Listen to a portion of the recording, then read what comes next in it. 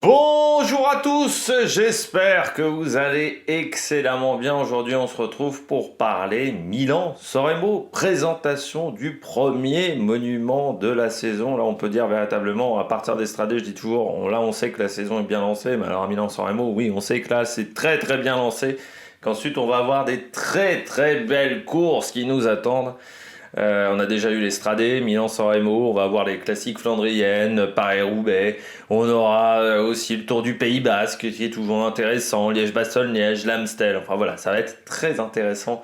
Là, le cyclisme, ça va être très très bien. On en a fini véritablement après l'Estrade de cette période de pré-saison, mais là on attaque vraiment les périodes fantastiques du cyclisme avec toutes les classiques du mois de mars. N'hésitez pas à vous abonner à la chaîne, à réagir dans les commentaires, à mettre un pouce bleu, à partager la vidéo sur les réseaux sociaux, notamment auprès de vos proches. Si vous pensez que ça peut les intéresser, dans les commentaires, n'hésitez pas à me dire qui vous voyez comme favori sur cette épreuve, qui sont les coureurs à suivre pour vous sur cette course. Juste après l'arrivée, bien entendu, il y aura un short, puis il y aura également un TikTok. Vous pouvez vous abonner sur TikTok. Les shorts, ça permet également d'avoir une vidéo juste après l'arrivée. Vous pouvez la regarder. Si vous avez les moyens et que vous voulez soutenir mon travail, vous pouvez faire un super thanks et je remercie les gens qui le font. Et puis, vous pouvez également mettre la petite cloche, comme ça vous êtes au courant des dernières vidéos qui sortent sur la chaîne, parce qu'avec l'algorithme YouTube, plus vous cliquez vite sur notification, et bien plus la vidéo va être mise en avant. Donc c'est très important pour les youtubeurs. Allez, on commence tout de suite avec Milan-San Remo. Premier monument de la saison. Premier monument de la saison et la plus longue journée en termes de kilomètres, pas forcément en termes de temps, parce que notamment les championnats du monde sont parfois plus longs. Puis cette année, les Jeux Olympiques, 280 km à 4, ça va être très long comme course et ça va être très usant. Donc je pense que c'est pas la journée de vélo la plus longue en termes de temps, mais en termes de kilomètres, bien entendu, avec ces 288 km. Et encore cette année, c'est un petit peu plus court que les années précédentes. On a été plutôt proche des 293 et 294 kilomètres. Bon, de toute manière, il y a aussi le départ fictif qu'il faut prendre en compte et on arrive très facilement aux 300. La dernière heure de course la plus intense de l'année. Je crois qu'à part les sprints du Tour de France, il n'y a pas grand chose qui arrive à être aussi intense en termes vraiment, c'est intense. Moi, je vous conseille même de ne pas regarder la course en intégralité. Pourquoi? Parce qu'il faut garder de la fraîcheur mentale pour cette dernière heure et demie de course. Parce qu'il va se passer beaucoup de choses à l'écran. Il va se passer énormément de trucs. Il y a vraiment des séquences où vous allez être en apnée devant l'écran si vous êtes vraiment très concentré. Donc, si vous avez regardé 4h30 de course où il ne va pas se passer grand chose et vous n'allez pas vraiment vous emballer. Voilà. Vous allez certainement manquer de fraîcheur pour la dernière heure de course et vous allez manquer des choses à l'écran parce qu'il va falloir être très actif au niveau mental. Donc moi, vous savez que Milan-San Remo, c'est une course que je ne regarde pas en intégralité, contrairement à Paris-Roubaix. Que je regarde en intégralité. Le Tour des Flandres, je pense que cette année je vais le regarder, je vais essayer de le regarder le plus possible en intégralité, mais c'est une course que je regarde très loin avant l'arrivée, le Tour des Flandres. À 150 km de l'arrivée, je suis devant le Tour des Flandres. Autant sur Milan-San Remo, vous pouvez vraiment éviter de regarder les premières heures de course pour garder pas mal de fraîcheur sur la fin, parce que la dernière heure de course, c'est très intense. Il va se passer 10 millions de choses à l'écran. Entre les chutes, les gens qui vont être largués, donc voilà, c'est ce qui rend cette course fabuleuse, parce que à partir de 70 km de l'arrivée, vraiment, là, ça devient très très nerveux. Course en deux parties. Vous avez cette première partie avant le Passo de Turchino en termes de paysage. Ce sont des villes très industrielles qui ont parfois perdu même leurs usines. Et puis sur la deuxième partie de course, là c'est le long de la mer Adriatique, énormément de soleil et la mer bleue avec des routes presque à flanc de falaise parfois. Donc c'est très très intéressant à voir. Et puis beaucoup de villes côtières, de stations balnéaires avec aussi pas mal d'aménagements urbains. Donc il faut faire attention sur cette deuxième partie de course. L'objectif pour les coureurs, qu'est-ce qui est l'objectif majoritaire? Bien entendu, c'est de s'imposer, mais comment faire pour s'imposer? Quel est l'objectif, on va dire, le briefing du matin? L'objectif, c'est d'être là dans la dernière heure de course. Donc pour être là dans la dernière heure de course, il faut économiser le maximum d'énergie sur les 5 premières heures. Ce qui rend cette partie, c'est vraiment particulier Milan-San Remo, c'est-à-dire qu'il faut réussir à garder de la fraîcheur mentale pour les coureurs. Donc vous allez voir pas mal de leaders être à l'arrière du peloton, même à 100 km de l'arrivée, parce que on ne peut pas rester toute la journée devant. Il va falloir garder donc de la fraîcheur physique, donc économiser le maximum d'énergie, donc toujours être bien clashé dans le peloton. J'ai envie de dire que souvent le vainqueur de Milan-San Remo, on ne va pas le voir de toute la journée, hein. À part l'arrière du peloton, mais à l'avant du peloton, on ne va pas le voir. Ce qui fait que l'échappée a très peu de chances, a quasiment aucune chance de s'imposer. C'est le monument où je pense que l'échappée a le moins de chances de s'imposer au monde. Et puis, il faut savoir bien se nourrir. C'est-à-dire que pendant une journée comme celle-là, déjà la veille, il faut manger beaucoup. Le matin, il faut manger également pas mal. Mais il faut prendre en compte la digestion, mais il faut manger surtout la veille. Parce que il faut accumuler le maximum d'énergie, donc le maximum de sucre lent, c'est très très important. Et puis bien entendu le matin, là c'est un gros petit déj le matin. Puis pendant la course, il faut manger énormément pendant la course, mais pas trop non plus, parce que il faudrait pas vomir dans la dernière heure de course, être trop chargé, être un petit peu lourd. Donc c'est vraiment un dosage qui est assez subtil. Boire beaucoup, bien entendu l'hydratation est importante dans cette heure de course, parce que ça serait con d'avoir des crampes avant d'arriver dans le Poggio, et puis surtout économiser un maximum d'énergie. C'est là où on va voir l'importance du matériel sur une épreuve comme Milan-San Remo. Je vous dis toujours, le matériel, c'est pas forcément sur les attaques, c'est pas forcément sur la performance, on va dire sur les accélérations où vous allez gagner peut-être 0,1 km/h, 0,2 km/h. Certaines personnes pensent que c'est pas grand-chose. Bien entendu, sur une attaque, ça va pas être très intéressant. Par contre, c'est sur la longueur que c'est intéressant. C'est sur les watts que tu vas économiser pendant toute la journée. Et plus tu économises des watts, plus tu vas pouvoir faire une attaque tranchante dans le Poggio. C'est comme ça qu'il faut le concevoir, vraiment, la différence au niveau du matériel. Et donc, quand vous allez avoir un coureur qui va avoir un meilleur vélo que ses adversaires, il y a peut-être un vélo qui va vous permettre d'économiser 10 watts, 20 watts par heure. Ces 20 watts par heure à la fin, sur 5 heures de course, vous calculez, ça fait 100 watts. Et oui, ça fait 100 watts sur 5 heures de course. Ces 100 watts-là vous permettront peut-être de faire la différence dans la dernière attaque. Donc c'est là où c'est important d'avoir du matériel. Il faut une bonne pression de pneus parce que sous-gonflé, ça peut être terrible sur un Milan-San Remo. Et puis après, dans la dernière heure de course, il y a aussi un moment, c'est le Poggio. Il faut être bien placé à l'approche du Poggio. Donc ça, il faut connaître l'approche du côté de l'équipe. Et puis surtout, il faut ne pas être largué dans la descente du Poggio. Là, ça va pas être facile. Et on se souvient que la montée du Poggio, par exemple l'année dernière, Cosnefroy était tombé, je ne sais plus si c'était l'année dernière ou l'année d'avant, où il y avait eu la chute de Cosnefroy parce que pas hyper bien placé, notamment dans le Poggio. Donc c'est super important d'être bien placé dans le Poggio, à l'approche du Poggio, et puis la descente, il faut savoir connaître la descente. Bien entendu, Mohoric, on se souvient, il y a 2 ans, c'était la descente qui lui avait permis de faire la différence sur ce passage-là. On regarde tout de suite la présentation du parcours. On regarde tout de suite le parcours de Milan-San Remo édition 2024. C'est un parcours assez classique.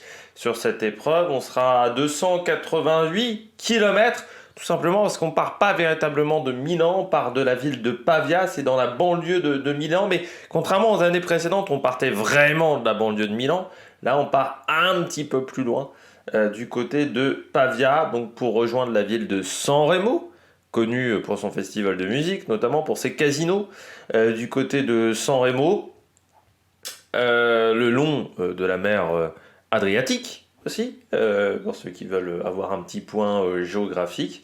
Et donc une journée qui va être très très longue en termes de parcours, mais assez classique avec cette première partie de journée. Donc on part de Pavia, Casteggio, Voghera, toutes ces villes, Tortona, qui ne sont pas des villes extrêmement jolies. C'est des villes assez industrielles dans cette première partie de course. La vraie frontière, on va dire, entre cette première partie de journée qui va durer quand même plus de 100 km et la deuxième, qui est à peu près à mi-journée, c'est ce fameux Passo del Torcino, cette montée qui va être vraiment la frontière entre cette première partie de course, donc dans des zones industrielles où on va pas être hyper stressé, où ça va pas rouler très vite non plus. Et cette deuxième partie de course, à partir du Passo del Torcino, où là, ça va commencer à s'exciter un peu plus, surtout dans les 70 derniers kilomètres. C'est vraiment à partir de là, on a vu ces dernières années, que la course se lance véritablement. Donc, Passo del Torcino, on le regarde tout de suite. Côte avec des gros pourcentages Là, notre Passo del Turchino, il est marqué à 2,4 km, mais il faut savoir qu'on peut même le prendre en compte un petit peu avant. Mais là, on aura un petit peu moins de pourcentage moyen. Donc avec 500 mètres à 10%, et puis vous avez également 400 mètres à 9,7% au sommet. Donc c'est presque la côte avec le plus de pourcentage de la journée. C'est presque la côte la plus dure, sauf qu'elle est aussi le plus loin. On sera encore à 136 km de l'arrivée quand on est au Passo del Turchino. On enchaîne ensuite, donc on continue avec ces villes, mais là on sera le long de la mer avec parfois des routes un petit peu techniques, avec un petit peu de mobilier urbain, donc il faut faire attention dans cette deuxième partie de course. On passe à Spotorno, à Finale Ligure, à Albenga. Et puis à Albenga, on est à 60 km, 70 km de l'arrivée. C'est vraiment là où la course se lance souvent ces dernières années. C'est là où le peloton va vraiment augmenter le rythme. C'est là où on va souvent commencer à vraiment se rapprocher des coureurs échappés, de l'échappée matinale. Et à partir de là, c'est là où ça devient très nerveux. C'est là où on va avoir pas mal de chutes aussi du côté de Milan-San Remo. Avec l'enchaînement des trois capis.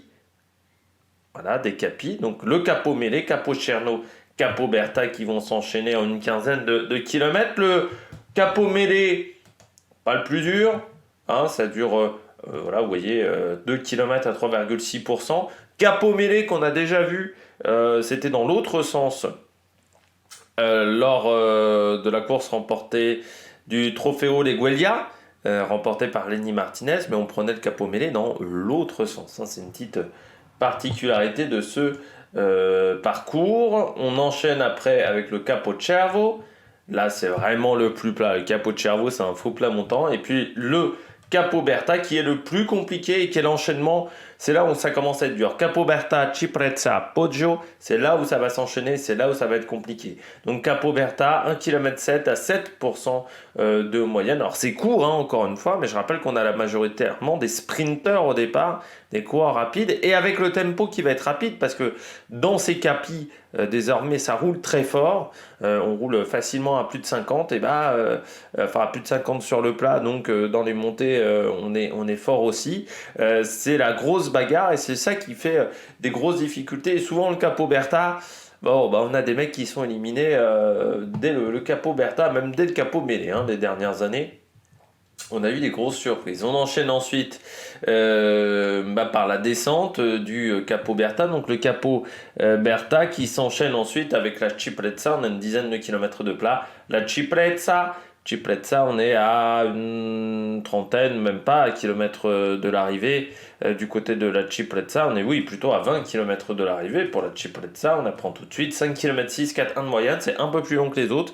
C'est un peu plus régulier aussi, hein, et un peu plus faible vraiment en pourcentage, mais le Ciprezza, c'est là où c'est le plus long. C'est depuis longtemps qu'on n'a pas un vainqueur qui est parti dans la Ciprezza. Bon, je suis pas sûr que cette année ce soit le cas encore, parce qu'au niveau des conditions météo, vous allez voir que ça va peut-être être un petit souci pour partir dans la Ciprezza. Et puis on termine bien entendu avec ce Poggio di San Remo, qui le sommet est à moins de 10 km de l'arrivée, du côté du Poggio di San Remo, avec c'est une montée qui est assez régulière en pourcentage, c'est-à-dire qu'on a un pied qui est très compliqué avec les épingles. Ensuite, c'est un peu plus plat. Vous avez de nouveau des rampes compliquées quand on passe pas très loin des serres. C'est un regard visuel. Vous avez ensuite de nouveau un replat.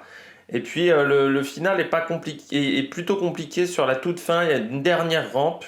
Là où on est un petit peu parti avec Van Der Poel, il faut faire attention. Et puis ensuite, c'est plat quasiment au sommet. Et ensuite, on attaque la descente.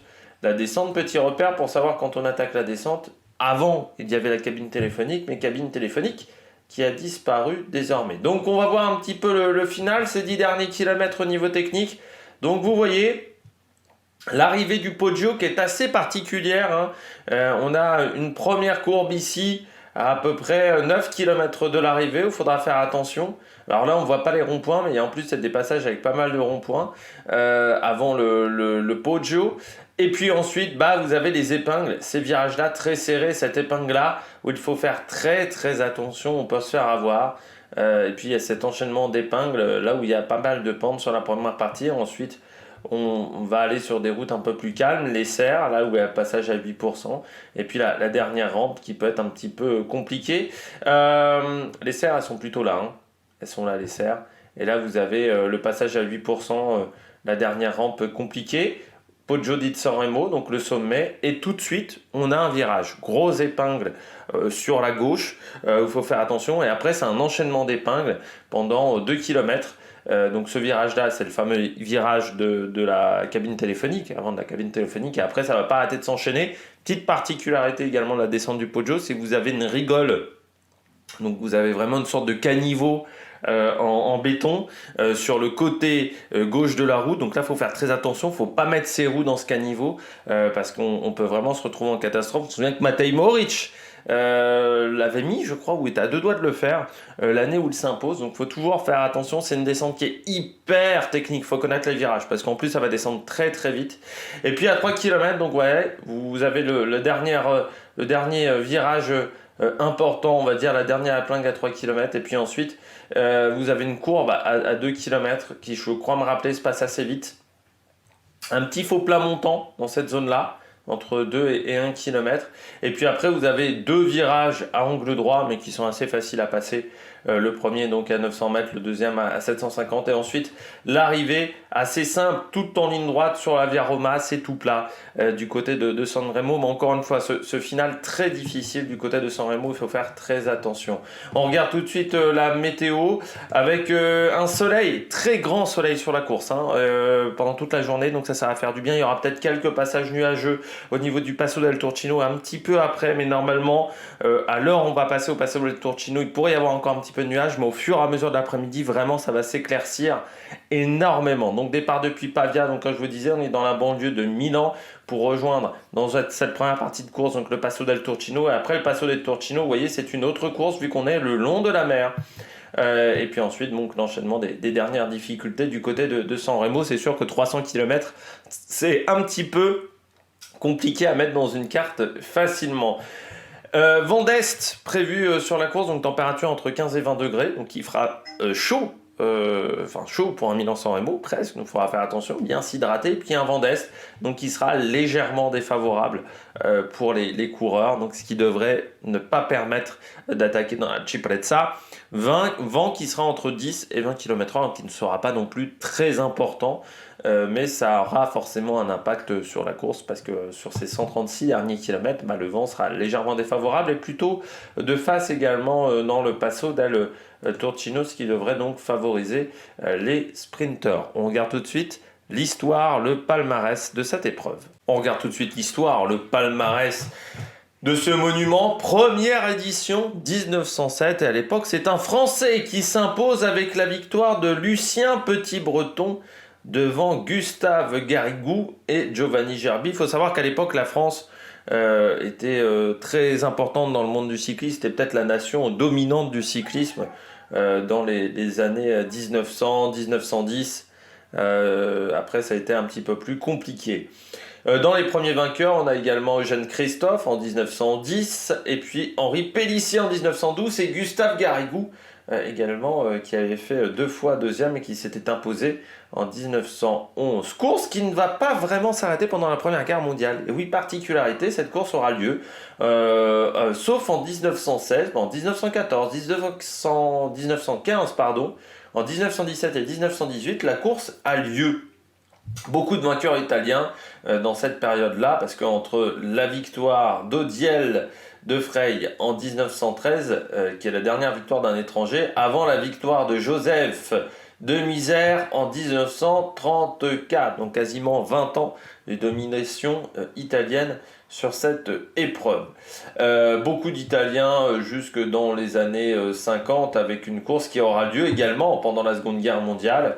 Là aussi, particularité, en 41, 42, 43, seule interruption en 44 et 45. Ça reprend en 46 avec la victoire de Fausto Coppi devant Lucien Tessière et Mario Ricci. Fausto Coppi qui s'imposera de nouveau en 47 et 48. En 48 et 49, parce que Gino Bartali s'impose en 47, Gino Le Pieux, également vainqueur en 1950. Louison Bobet en 1951, On a Rick van Steenbergen en 1954 pour nos amis belges. Raymond Poulidor, vainqueur en 1961. Rick Van Looy en 1958. Tom Simpson en 1964. Et puis ensuite, eh bien, vous avez Eddy Merckx en 66, 67, 71, 72 et en 75 et 76. Rudy Altig en 68. Roger de Vlaminck en 1973, Felice Gimondi en 1974, parmi les vainqueurs très connus du cyclisme de ces années-là. Roger de Vlaminck qui s'imposera également en 78 et 79. Vous avez Marc Gomez, le Français, qui s'impose en 1982 dans une échappée avec Alain Bondu. Ce qui reste une sacrée course l'année 82.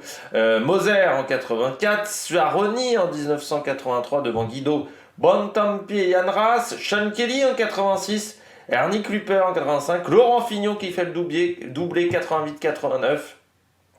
Je crois même en partant de la Ciprezza du côté de Fignon. Il faudrait vérifier pour les gens qui connaissent bien le cyclisme de ces années 1980. Vous avez Sean Kelly qui s'impose de nouveau en 92. Ça doit peut-être même être l'une des dernières grosses victoires de Sean Kelly. En 92, je dirais. C'est l'un des derniers gros résultats de Sean Kelly qui arrête en 94 sa carrière. Vous avez Jalabert en 95 lors de sa grande année de domination, Zabel 97, 98, 2000, 2001, André Schmigl 99, derrière il y a Zabel, donc a été dominateur dans cette période-là. En 98, on avait Emmanuel Magnin qui avait fini deuxième et Frédéric Moncassin qui avait fini troisième de cette course.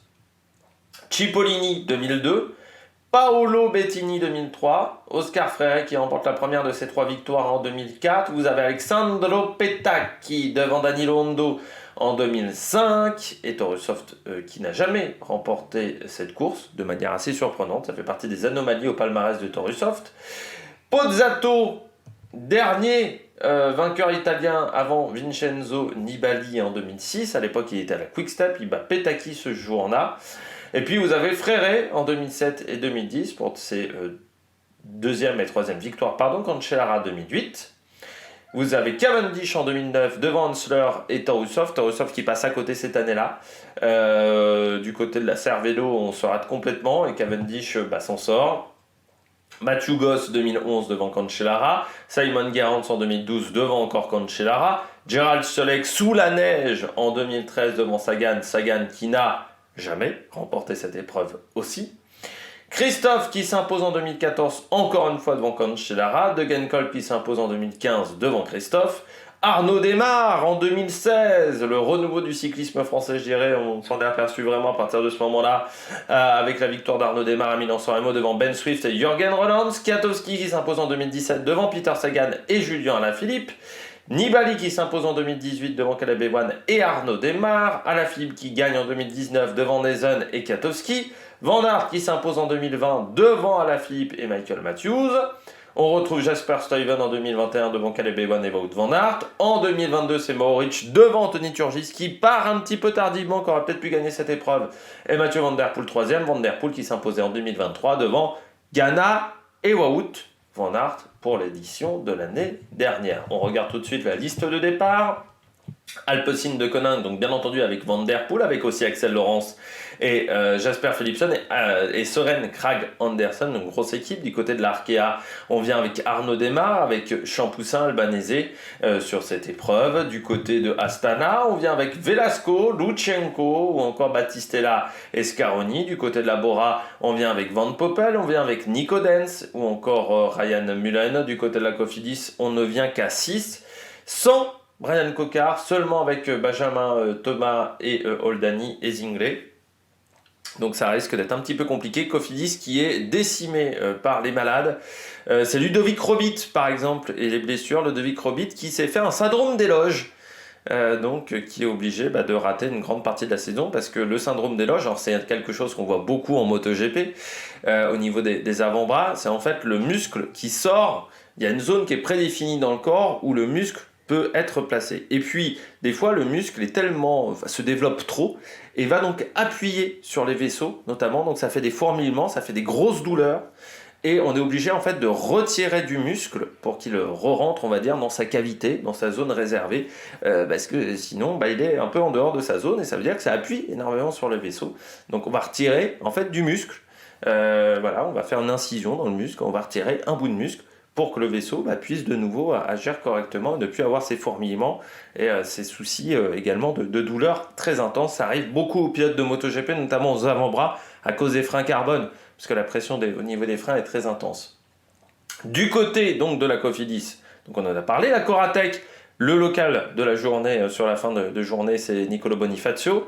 On a également Sbaragli dans cette équipe. La Decathlon vient avec Nezen, Cosnefroy ou encore Edvald Boissonnagueul et Van Dramé. Du côté de la EF, on vient avec Bettiol, vainqueur de Milan-Turin, avec également Valgren et Marine Vandenberg. Du côté de la Groupama, Stephen Kung, avec également Lorenz Pitti ou encore Quentin Paché. Du côté de la Ineos, Filippo Ganna, avec Narvaez. Mais là encore, une équipe qui ne vient pas au complet, seulement 6 coureurs du côté de la Ineos. Intermarché vient quant à eux au complet avec Binyam Girmay, avec Calmejean ou encore Mike Tennyson. Du côté d'Israël, Simon Clark, Fuglsang, Ethan Vernon et Corbin Strong. Du côté de la Lidl Trek, Mats Pedersen avec Ryan Gibbons et Stuyven et Milan. Du côté de la Lotto Destiny, Pascal Encorn, Campenarts au départ ou encore Maxime Van Gils. Du côté de la Movistar, on a Chimolai, on a Milesi, on a Samitier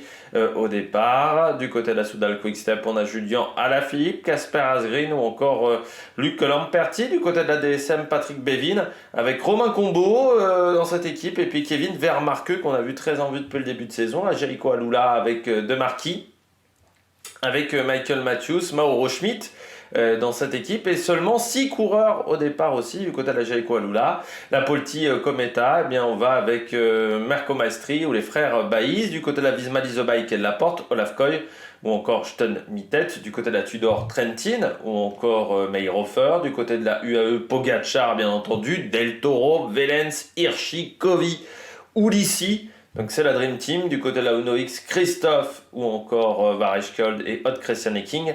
Du côté de la Bardiani, on vient avec Gaburo, on va avec Zamancello ou encore Tonelli. Et du côté de la Bahreïn, Mohoric avec Pasqualone et Fred White. Je vous donne mes favoris et mes coureurs à suivre sur cette épreuve. C'est très important, voilà. Donc je rappelle que nous sommes le 15 mars, qu'il est 11h34, donc il peut y avoir encore des modifications au niveau de la liste de départ au moment où je fais cette vidéo. Du côté des favoris hommes, eh bien j'en ai mis 4, parce qu'il faut savoir que Milan-San Remo, c'est la course où il y a peut-être le plus de favoris possible, le plus de coureurs qui peuvent vraiment s'imposer différents. Donc j'ai mis 4 coureurs favoris et puis j'ai mis 5 coureurs à suivre. Du côté des favoris, j'ai mis Pogacar, bien entendu. Ça reste une course qui lui correspond bien. On a vu sur l'Estrade Bianche, il a été dominateur. Pogacar, il sait qu'il doit lâcher tout le monde dans la montée. Voilà, c'est clair et net parce qu'au sprint, s'il y a encore Van Der Poel, s'il y a Bettiol, il sera battu. Donc il faut qu'il lâche tout le monde. Et puis il ne faut pas qu'il ait peur dans la descente du Poggio. Parce que je rappelle l'année de Mohoric, il est dans la roue de Mohoric quand Mohoric part. Donc Pogacar, il sait qu'il doit faire le tempo avant. Sauf que vu l'équipe qu'ils ont au départ, dans le Poggio, ça risque de monter hyper vite, voire même avant. Et ils peuvent faire vraiment des grosses différences et se retrouver déjà à 30-35 en bas du Poggio, je ne serais pas surpris. Van Der Poel, parce que lui au sprint face à Pogacar il le bat, donc c'est l'avantage de Van Der Poel, il connaît le parcours, il est frais aussi Van Der Poel, comme Pogacar. Après il faudra voir si la forme physique est là du côté de Van Der Poel, c'est pas sûr également. Laporte, vu ce qu'ils ont fait du côté de la Visma Leasebike sur les dernières courses, il va être costaud, Christophe Laporte. Il va être le leader pour moi de cette équipe parce que si vous voyez un petit peu la Visma Leasebike, eh bien il n'y a pas de Wout van Aert Les deux seuls Belges au départ sont Van der Sande et Vermont avec les frères Van Dijk, pardon, Stuyt Koy. Donc la porte pour moi est très costaud sur ce type de parcours. Je pense que c'est un peu dur pour Lafcoy. Je trouve. Et la porte, bah oui, dans le final, lui, il est capable de tenir la cadence aussi. Et en étant leader, ça va peut-être être un avantage pour le champion d'Europe. J'ai mis Pedersen aussi du côté des sprinters. Bah, toujours là, hein, Mats Pedersen. Il a été très bon sur Paris-Nice. Donc on va voir ce que ça va donner sur cette épreuve. C'est vrai que c'est aussi un petit peu une anomalie à son palmarès, à Pedersen pour le moment. De ne pas avoir Milan-San Remo, de ne pas avoir un monument pour le moment à son palmarès. Il avait dit l'année dernière, j'aurais préféré avoir 30 ou 40% de victoire en moins et plutôt avoir un monument à la place. À suivre, Narvaez. Narvaez, dans un petit groupe, il a une énorme pointe de vitesse, hein, Jonathan Narvaez. Moi, je pense que Ghana n'est pas au top de sa condition physique, donc je miserais bien sur Narvaez. Et face à un Pogacar, je pense qu'il bat un Pogacar au sprint. Donc il faut faire attention à Narvaez. J'ai mis Bettiol, il va être en confiance après Milan-Turin, mais c'est pas toujours facile à enchaîner ces deux épreuves-là. Donc on verra ce que ça va donner pour Bettiol, mais forcément ça sera le leader de l'AEF. Cosnefroy, le Poggio, ça correspond normalement à ses qualités physiques. Il s'est fait avoir plusieurs fois sur l'approche du Poggio. Donc c'est là-dessus, il faudra faire attention du côté de Cosnefroy, bien frotter, être bien positionné dans le Poggio. Mais c'est un coureur qui peut être très dangereux dans cette montée-là. J'ai mis Laurens Pitty. Il sait se placer, Laurens Pitty. Il passe bien les bosses. Le Poggio, je suis pas sûr que ça le fasse peur à Laurens Pitty. Donc je me méfierais du coureur de la Groupama. Et puis j'ai mis Mauro Schmidt également du côté de la Jayco Alula, qui est un très très bon puncher, le Suisse. Du côté du programme télé, Eurosport 2. J'ai bien mis, oui c'est Eurosport 2, j'ai un doute là d'un coup. J'ai pas revérifié si c'était Eurosport 2 ou Eurosport 1. Programme télé. Donc ça sera à partir de 9h50. Je vais vous assurer que ça soit la bonne chaîne, que je raconte pas une connerie. Si ça marche bien. Ça sera Eurosport 2. Voilà, à partir de 9h50. Voilà, c'est bon. Donc départ de la course, départ fictif à 10h. 200 km de l'arrivée à 12h15, hein, si vous voulez avoir des petites heures de passage. De Passo del Turchino, ça sera entre 13h30 et 13h50, donc on sera à 136 km de l'arrivée. Et puis 70 km de l'arrivée, c'est entre 15h12 et 15h42. Donc là, c'est vraiment le dernier moment où il faut se mettre devant un écran, parce que là, ça commence à être très très nerveux à partir de ce moment-là. Et puis l'arrivée, prévue entre 16h47 et 17h28. Oui, hein, il y a énormément, il y a quasiment 40 minutes entre l'horaire le plus lent et l'horaire le plus rapide, mais tout simplement parce que il y a quasiment 300 km de course. Faudra faire quand même attention, plutôt avant 17h, hein, je pense à l'arrivée, parce qu'on sait que maintenant la dernière heure et demie de course étant tellement rapide qu'on arrive souvent à rattraper de son retard. Eh bien, j'espère que vous avez aimé cette vidéo. Si vous avez aimé cette vidéo, n'hésitez pas à vous abonner à la chaîne, à réagir dans les commentaires, à mettre un pouce bleu, et puis nous, on se retrouve pour de nouvelles aventures sur la Mec Production. Ciao, ciao!